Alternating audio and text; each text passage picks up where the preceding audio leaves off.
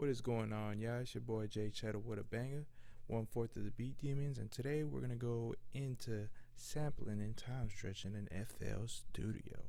Let's go ahead and get to it. So once you open up FL Studio, we're gonna go ahead and find our sample.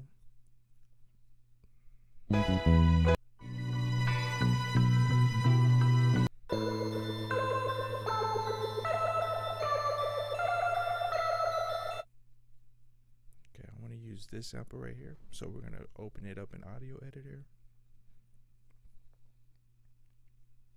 And I kind of just want these first couple bars right here. Let's see, let's give it a listen.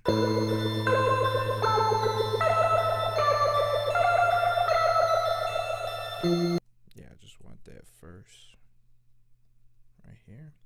Now when you're selecting your loop, you want to make sure you have the downbeat, which is pretty much where the highest transients is right here. You want it just before that, and at the end of your sample you want it where it's the lowest, so it pretty much be right here. Now we're going to test it by looping it.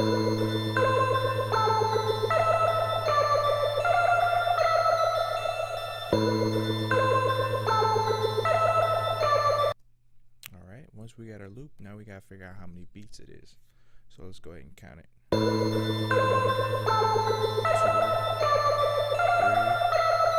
4. Yeah, so it's 4 bars. Now we're gonna head and drop this into our playlist. So if you don't have your playlist open, it's this tab right here, and you click on that and your playlist should open. Now to get back to Edison, you press tab, and we're gonna drag it and drop it into our playlist. So we use the drag, copy, sample, and selection tool. Drag that in there, drop that right there, bring it to the front.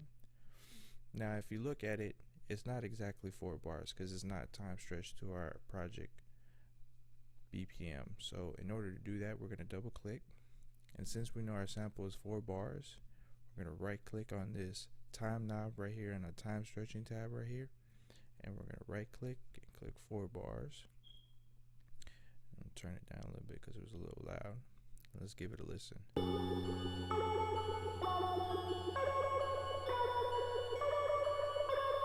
Now notice when we stretched it, we also affected the pitch. Now I wanted the original pitch just in case I wanted to add some instruments in there. So we're going to right click on this mode tab and you click on generic. And what that does, it preserves the pitch, but it stretches the sample. So let's give it a listen. Alright, good. Now we're going to close this out and we're going to double it, probably add some kicks. Pull up a sample or a pattern, and then we're gonna go ahead and grab a kick from our Mercury kit.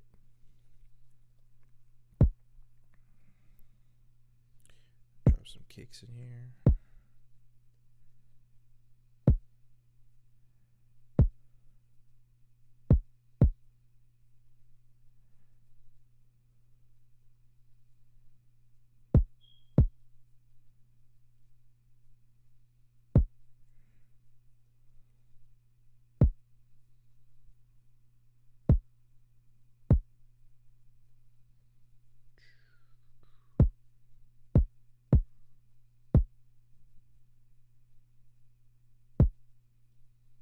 Let's give it a listen.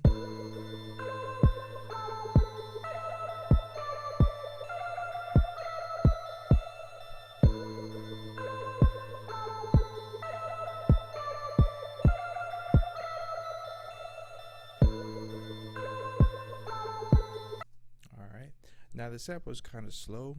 I want to speed it up a little bit, so we're going to go ahead and change our project BPM probably to 65. Now this one is going to pop up. Pretty much what it's asking is, since you changed your project BPM, do you want to change the stretch of your, did you want to change the pitch of your sample? And pretty much I don't. I want to keep it. So if you wanted to change it, you would click no, but I want to keep it, so click yes.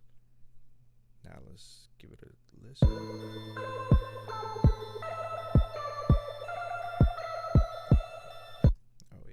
got something going right there. Let's go ahead and add some clap.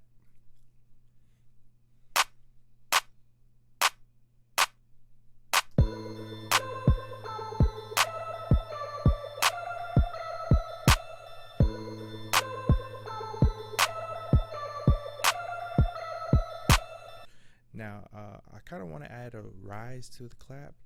So it's a little trick that I use. I usually grab a cymbal or something with a high attack and a slight low release. And we're going to go ahead and let's grab a cymbal. Yeah. Now this cymbal is kind of long, so we're going to edit it. Right click, click edit. And we're just going to select a small little piece from the beginning. Drop it right back into our sample. Close Edison, and then we're going to use this reverse button, so it should have like a little rise. See? So we're going to normalize that. Make sure it's loud enough. And I want my rise to start from here and end right where this clap starts. So that's 2 beats. So we'll go back to our time stretching tab, right click, 2 beats, and we want to preserve the pitch. Alright, let's go back. Let's see how it sounds.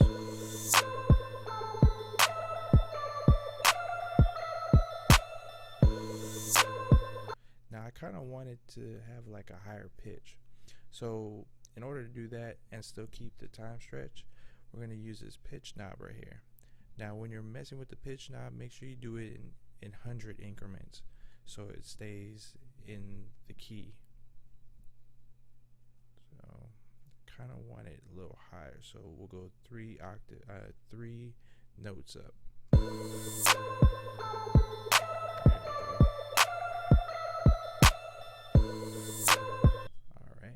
so now we got that. Let's add the cymbal in the beginning.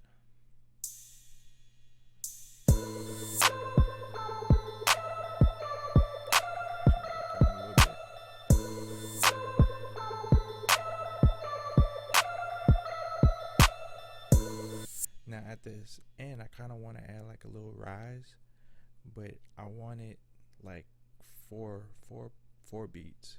So let's go ahead and grab one of these rises right here.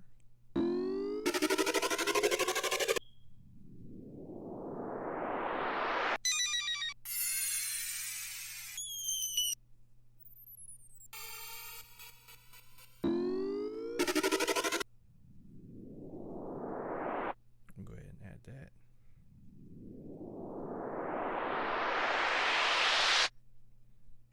Alright, so we want this to rise 4 beats. Let's make it 8 because it has a pretty long rise. So we'll go back to our time stretching area right here, and we'll right click, and oh look, it doesn't have 4 beats. Well, say you want something more precise, maybe something that's not right here. You're going to click on this auto detect. Now if you know the BPM of a sample or whatever you're messing with, you use the BPM right here.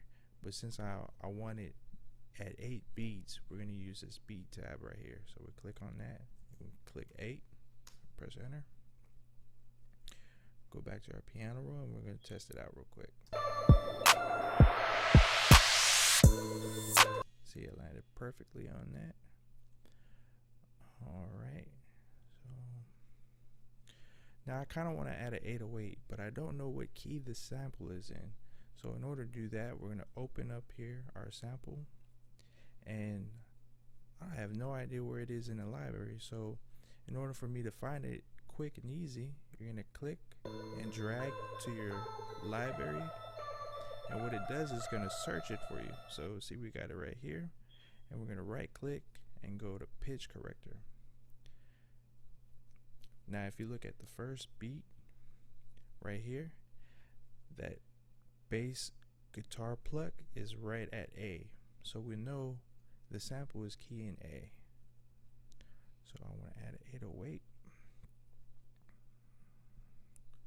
So let's grab us our 808.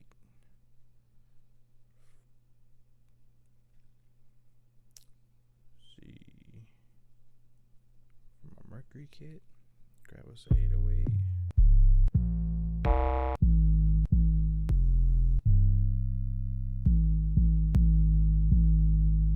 Use this one.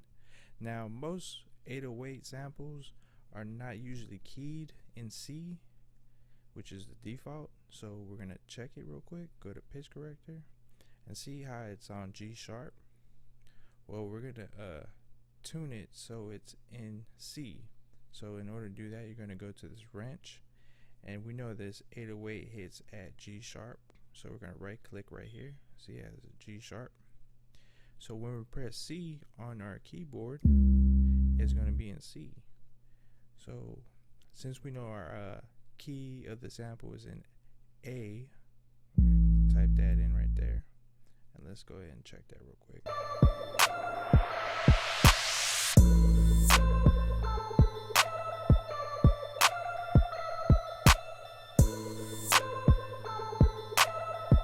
Kind of want it lower.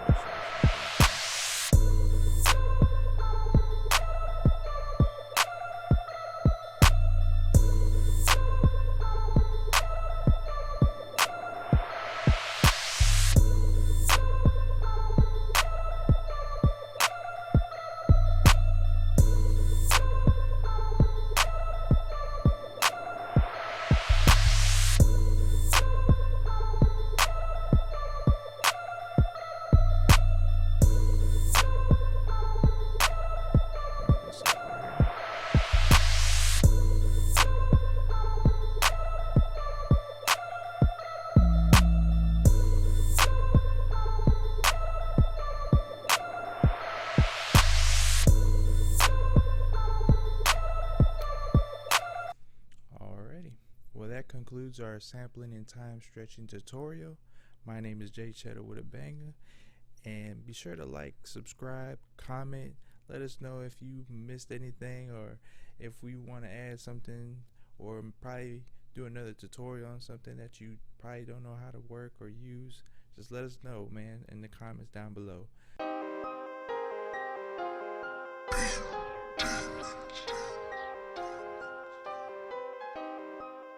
Jay Cheddar with a banger.